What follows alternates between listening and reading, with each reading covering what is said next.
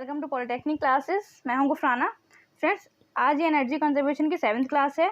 तो फ्रेंड्स, आज की क्लास में हमें डिस्कस करने 20 MCQs जो कि बहुत इंपॉर्टेंट है एज पर योर एग्जामिनेशंस।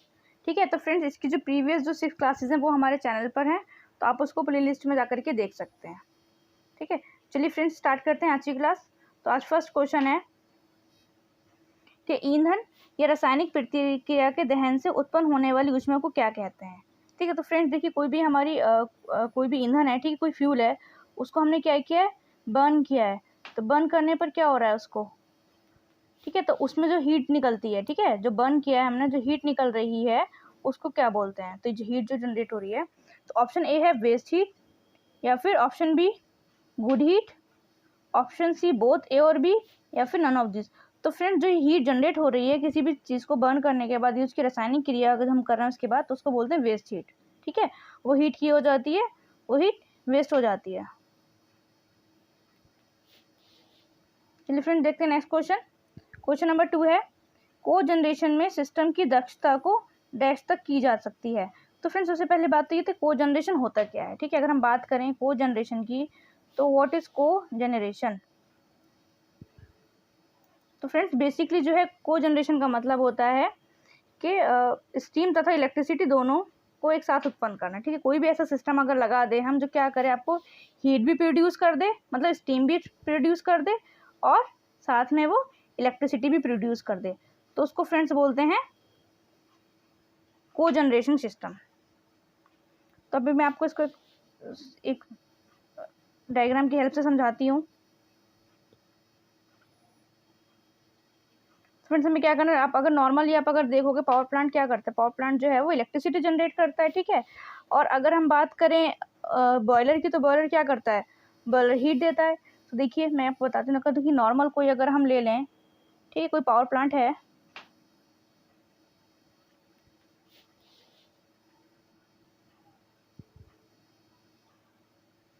कोई पावर प्लांट अगर हमने लिया है,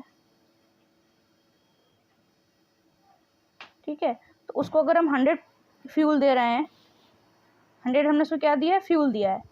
ठीक है, पावर प्लांट है तो वो क्या जनरेट करेगा, इलेक्ट्रिसिटी जनरेट करेगा। ठीक है, तो यहाँ पे क्या मिल रही है हमको, इलेक्ट्रिसिटी 40। ठीक है, इलेक्ट्रिसिटी हमें मिल रही है यहाँ पर 40। ठीक है फ्रेंड्स, कुछ नहीं करा यहाँ पे, बस मैंने एक पावर प्लांट लिया है, पावर प्लांट करना है, हमें सिर्फ एक को जनरेशन सिस्टम लेना है और उसको हमको 100 फ्यूल देना है। देखिए यहाँ पे हमने क्या है कि को जनरेशन सिस्टम ले लिया है।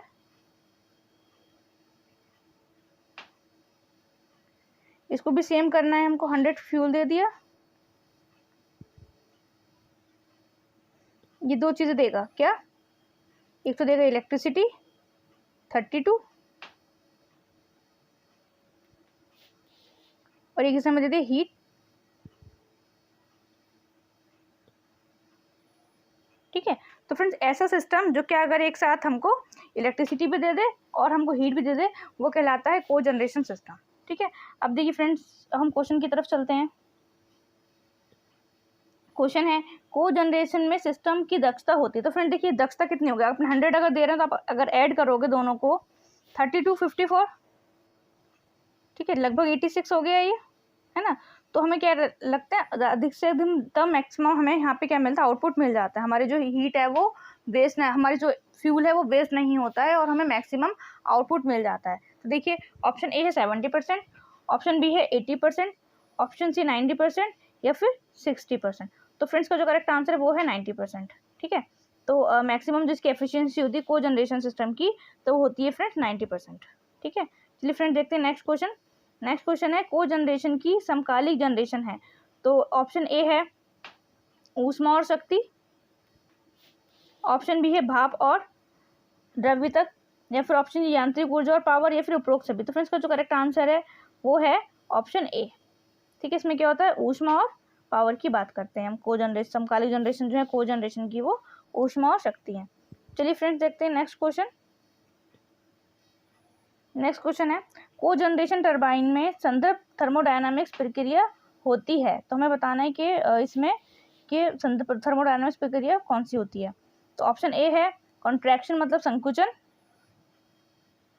ऑप्शन बी है विस्तार, ऑप्शन सी है संघनन, और या फिर ऑप्शन डी है उपरोक्त सभी। तो फ्रेंड्स का जो करेक्ट आंसर है वो है बी, विस्तार, एक्सपेंशन। ठीक है फ्रेंड्स, अब देखते हैं क्वेश्चन नंबर 5। क्वेश्चन नंबर 5 है रैंकिंग साइकिल किससे संबंधित है? तो फ्रेंड्स ऑप्शन ए है बॉयलर, ठीक है, ऑप्शन सी है भाप टरबाइन, ऑप्शन सी है संघनित कंडेंसर, और ये फिर उपरोक्त सभी। तो फ्रेंड्स का जो आंसर है वो है ऑप्शन डी, उपरोक्त सभी। तो जो रैंकिंग साइकिल होती है, रैंकिंग साइकिल वो बॉयलर से भी संबंधित है, भाप टरबाइन से भी संबंधित है और संघनित्र से भी संबंधित है। तो फ्रेंड्स मैं आपको इसके बारे में बता देती हूँ किस टाइप से करके साइकिल होती है। तो फ्रेंड्स रैंकिंग साइकिल का जो उपयोग होता है बेसिकली वो भाप शक्ति संयंत्र के लिए होता है, ठीक है, और ये एक साधारण मानक बॉयलर प्रणाली है और इसमें पूर्ण जो स्टीम होती है फ्रेंड्स उसका जो पूरा का पूरा कंडेंसेशन किया जाता है और फिर इसको पंप के थ्रू दोबारा बॉयलर को दे दिया जाता है। तो फ्रेंड्स देखिए मैं थोड़ा सा यहाँ पे इसको एक्सप्लेन कर देती हूँ। जैसे यहाँ पे एक बॉयलर होता है,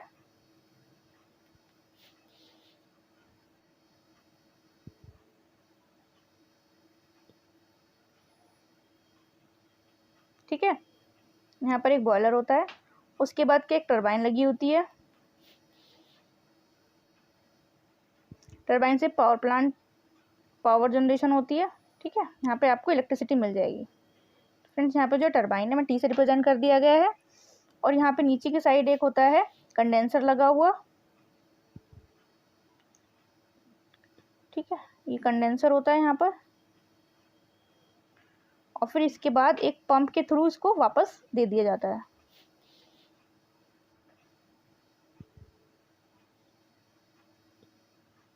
ये वापस चली जाती है। तो ये जो होता है ये पंप लगा देते हैं हमें, ठीक है। तो इसमें जो होता है पूरा का पूरा क्या होता है, स्टीम का कंडेंसेशन हो जाता है। बॉयलर को गया, बॉयलर से टरबाइन पे गया, टरबाइन से कंडेंसर से होते पंप के थ्रू बॉयलर पे वापस चला गया, ठीक है। तो इस तरीके से साइकिल चलती रहती है, इसको बोलते हैं फ्रेंड्स रैंकिंग साइकिल। और इसका जो यूज होता है वो बेसिकली होता है भाप शक्ति संयंत्र के लिए।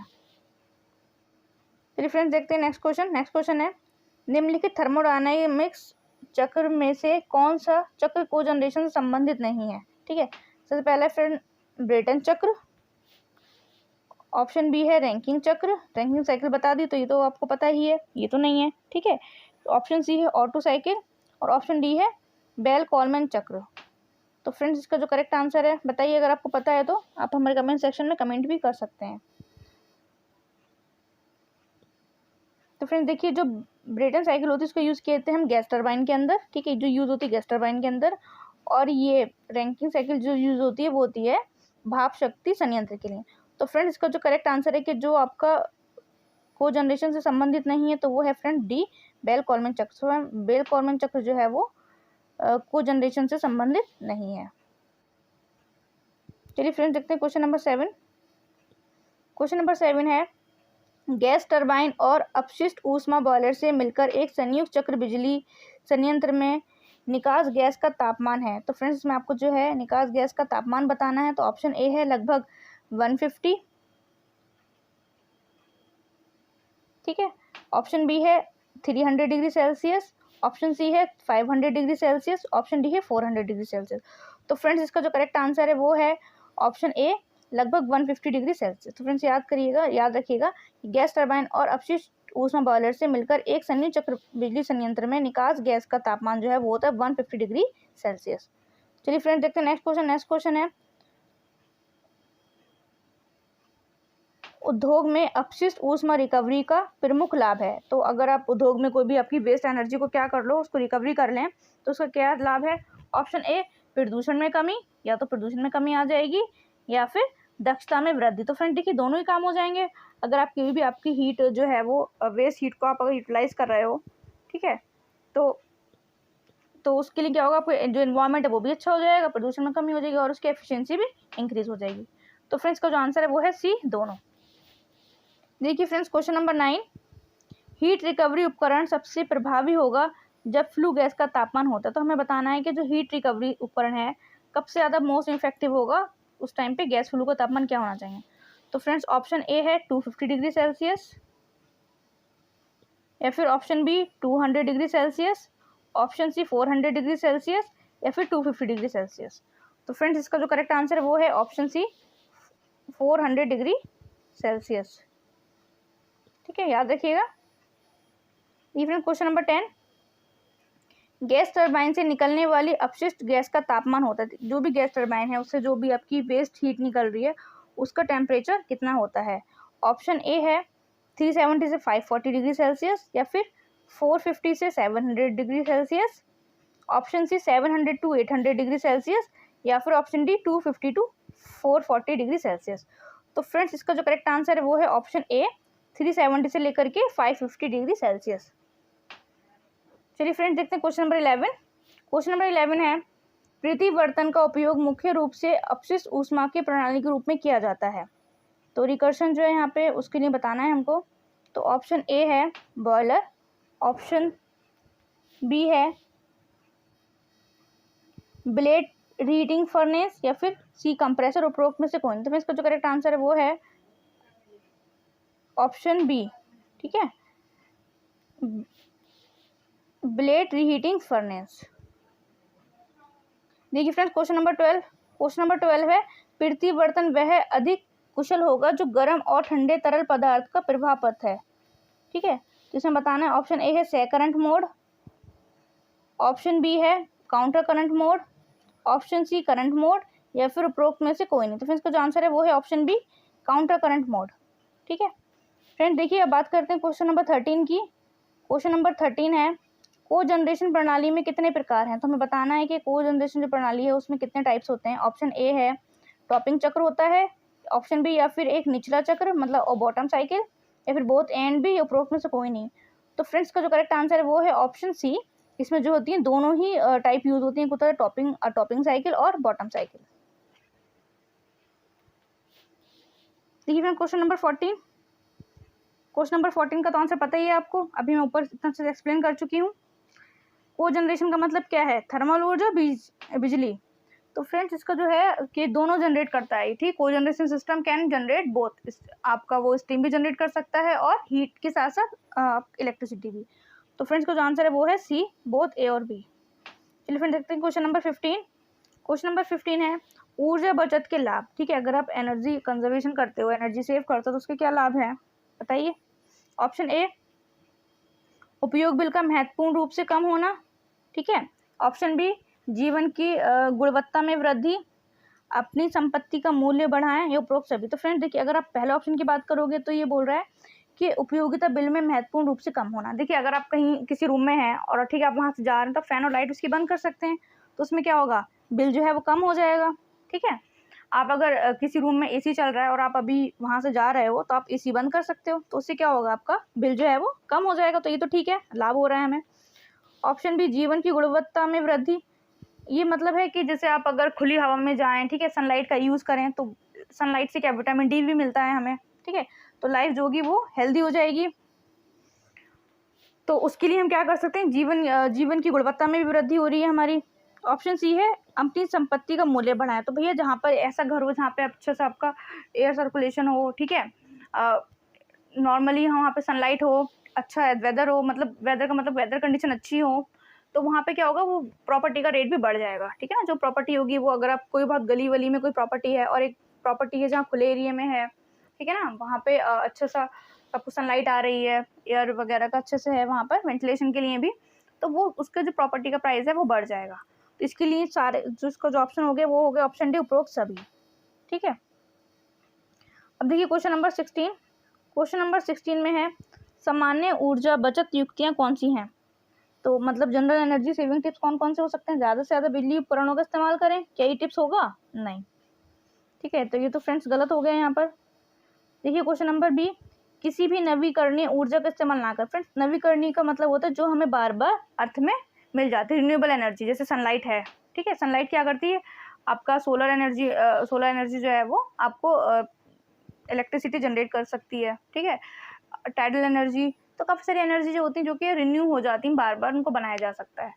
ठीक है, तो ये जो है ना इस्तेमाल करोगे तो क्या होगा, ये भी ठीक नहीं है, सेव नहीं होगा ये। ऑप्शन नंबर सी, अपने ऊर्जा उपयोग करने की कोई योजना ना बनाए, आपको कोई प्लान ही नहीं है, तो ये भी नहीं है फ्रेंड्स। तो ऑप्शन सी है, ऑप्शन डी है पर्यावरण के अनुकूल उत्पादों का प्रयोग करना, तो ये ठीक है ना, तो ये ठीक है, तो आप कर ही लेंगे, ठीक है ना। ये सारे थोड़ा सा इजी चैप्टर है ये, इसके क्वेश्चन आपसे हो जाएंगे सारे। देखिए friends, question number 17, air conditioner में ऊर्जा बचत का टिप्स है। ऑप्शन ए, सुनिश्चित करें कि आपका घर अच्छी तरह से इंसुलेटेड है। इंसुलेटेड का मतलब फ्रेंड्स क्या होता है, अगर आप एसी चला रहे हैं और कहीं से भी आपका ओपन है तो वो जो कूलिंग है वो बाहर चली जाएगी, तो उसको जितना अच्छे से वो कूल कर सकता है थर्मोस्टेट से टेम्परेचर का पता करके, तो बार बार वेरी करेगा, टेम्परेचर बढ़ता जाएगा, बाहर का आता जाएगा वहाँ पर, और इसकी जो कूलिंग है वो बाहर जाती जाएगी। तो फ्रेंड्स एक जो आइडियल कंडीशन होती है ना, वो नहीं बन पाएगी, तो उसके लिए आइसोलेशन बहुत ज़रूरी है, ठीक है। ऑप्शन बी है, अपने एयर फिल्टर को साफ रखें, ये भी ज़रूरी है, ठीक है। एयर फिल्टर साफ करेंगे तभी वो अच्छे से एयर का ट्रांसफॉर्मेशन हो पाएगा। ऑप्शन सी, अपनी पुरानी एसी यूनिट को बदलें। डेफिनेटली अगर वो ज़्यादा आप पुरानी एसी लगाओगे तो वो क्या करेगी, वो आपको लॉस करेगी एनर्जी का। तो ऑप्शन डी उपरोक्त सभी, इसका फ्रेंड्स का आंसर हो गया उपरोक्त सभी। फिर देखिए next question, question number 18, refrigerator में ऊर्जा बचत युक्तियाँ हैं। तो फ्रेंड्स रेफ्रिजरेटर में बताना है कैसे, अगर आप मतलब कोई फ्रिज है आपके यहाँ तो उसकी एनर्जी को कैसे सेव कर सकते हैं। ऑप्शन ए है, दरवाजे पर रबर सील को बदलना चाहिए, नहीं बदलना चाहिए, ठीक है। बदलोगे भाई, अगर रबर सील खुली हो गई तो उस टाइम पे क्या होगा, जो कूलिंग है फिर इसकी सारी बाहर आ जाएगी, है ना। अगर वर्क नहीं कर रही है तो डोर ओपन रह जाएगा, तो फिर वो अच्छे से कूल नहीं कर पाएगा। ऑप्शन बी, अपने कंडेंसर कॉइल को साफ़ नहीं करना चाहिए, मतलब अपने जो के फ्रिज है आपका उसी कंडेंसर कॉइल को साफ़ नहीं करना चाहिए। ऑप्शन सी, दरवाज़ा खोलकर रखें फ्रिज का, रेफ्रिजरेटर का, नो। ऑप्शन डी, अपने फ्रिज को उस ताप स्रोतों से सुरक्षित रखें। तो फ्रेंड्स का जो आंसर है वो है ऑप्शन डी, ठीक है। उसको क्या करना है, उसको जो है जो हाई टेम्परेचर वाली जो है वहाँ से दूर रखना है, ठीक है। तो ऑप्शन डी इज करेक्ट। देखिए क्वेश्चन नंबर 19, वाटर हीटर में ऊर्जा बचत के टिप्स हैं। इंसुलेटेड टैंक, मरम्मत लीक नल, ठीक है। कोई भी कहीं पे लीकेज अगर हो रही है किसी भी टैप में तो आप उसको ठीक कराना, ठंडे पानी का उपयोग करना, उपरोक्त सभी। तो इसका जो आंसर है वो है उपरोक्त सभी। देखिए friends question number 20, washing machine में ऊर्जा बचत के टिप्स क्या हैं। तो फ्रेंड्स ए, जितना हो सके अपने कपड़ों को ठंडे पानी में धोएं। ऑप्शन सी, ऑप्शन बी, अपने साप्ताहिक भार को कम करें। ऑप्शन सी, पूर्व दाग धब्बे हटाएं, उपरोक्त सभी। तो फ्रेंड्स का जो आंसर है बताइए, कमेंट सेक्शन में कमेंट करिए। फ्रेंड्स का आंसर है ऑप्शन डी, उपरोक्त सभी। तो क्या कर सकते हैं, देखिए जितना हो सके कपड़ों को ठंडे पानी से धोएं, क्योंकि देखिए एक तो आप पहले पानी को गर्म करने में एनर्जी वेस्ट करेंगे, ठीक है। उसके बाद फिर आप वॉशिंग मशीन चलाएंगे तो डबल एनर्जी होगी, तो आप उसको सेव कर सकते, ठंडे पानी में कपड़े धोइए। दूसरा है साप्ताहिक बार, देखिए जितना लोड कम होगा, कपड़े कम होंगे तो जितनी जल्दी वॉश हो जाएंगे, तो आप ठीक है आपकी भी फिजिकल एनर्जी भी बच जाएगी। पूर्व दाग धब्बे हटाएं, तो ऐसा नहीं है कि फ्रेंड्स मशीन में डाल दिया और चले जा रहा है वो, अगर धब्बे हैं तो पहले तो हम क्या कर सकते हैं, पहले उसको साइड से पहले कपड़े जो है धब्बे को हटाने का कर लें, उसको वॉश कर लें थोड़ा सा, उसके बाद फिर वॉशिंग मशीन में डालें, तो उसको वॉशिंग मशीन के लिए थोड़ी हेल्प मिल जाएगी और एनर्जी जो है हम सेव कर पाएंगे, हमें ज़्यादा मशीन चलाने की ज़रूरत नहीं है। तो चलिए फ्रेंड्स, आज के जो मोस्ट इंपॉर्टेंट 20 क्वेश्चन थे वो हम कंप्लीट कर चुके हैं। चलिए फ्रेंड्स, मिलते हैं नेक्स्ट क्लास में।